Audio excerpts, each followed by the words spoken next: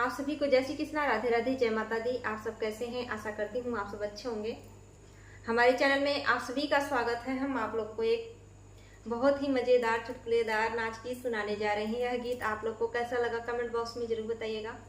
अगर पसंद आएगा तो हमारे चैनल को शेयर, सब्सक्राइब, लाइक जरूर कीजिएगा। अपना प्यार, दुलार, आशीर्वाद सदा अपनी छोटी बहन पर बनाए रखिएगा। इस गीत से अगर किसी को तकलीफ पहुंचे तो इसके लिए क्षमा चाहती हूँ।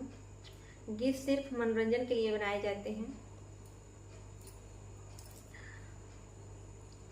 जावन जावन कहब तावन करी हाये राजा जी, जावन जावन कहब तावन करी हाये राजा जी। कड़ा कड़ा नोट से खरीद ले बाटिए राजा जी, कड़ा कड़ा नोट से खरीद ले बाटिए राजा जी। जावन जावन कहब तावन करी हाये राजा जी, जावन जावन कहब तावन करी हाये राजा जी।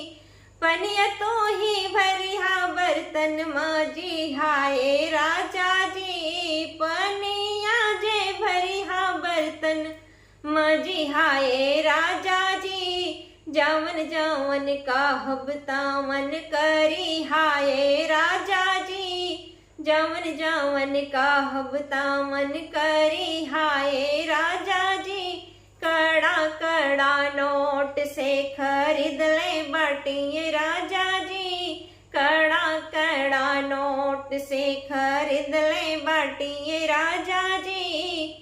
खाना बनैहा तुही खियाई हाये राजा जी, खाना बनैहा तुही खियाई हाये राजा जी। जावन जावन कहब तावन करी हाये राजा जी, जावन जावन कहब तावन करी हाये राजा जी। कड़ा कड़ा नोट से खरीद ले बाटिए राजा जी, कड़ा कड़ा नोट से खरीद ले बाटिए राजा जी।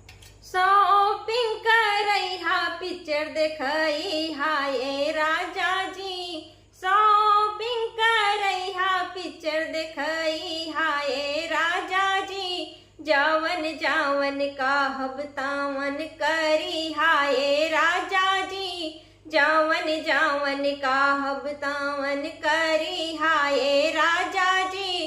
कड़े कड़े नोट से खरीद ले बाटिए राजा जी, कड़ा कड़ा नोट से खरीद ले बाटिए राजा जी। जावन जावन कहब तावन करी हाये राजा जी, जावन जावन कहब तावन करी हाये राजा जी।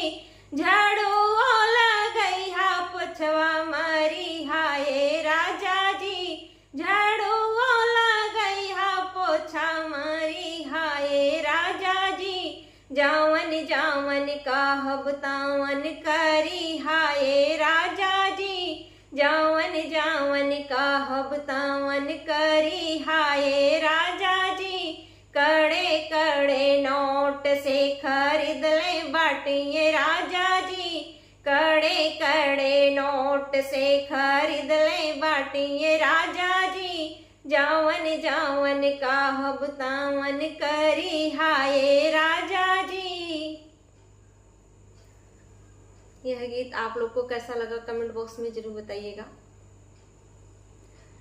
दहेज लेने वालों की यही दशा होगी।